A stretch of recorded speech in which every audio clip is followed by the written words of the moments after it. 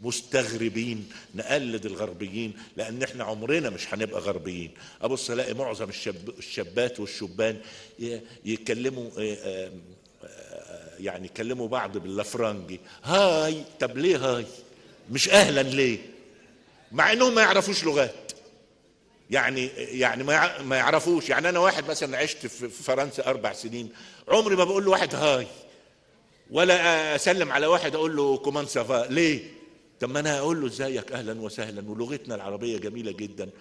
واحنا من الآفات الشديدة جدا اللي مصاب بها المجتمع المصري، انه كما لو كان بيخجل من مصريته، انه بيتصور انه لما يلوق لسانه او يحرك لسانه بكلمات افرنجية انه هيبقى ارقى.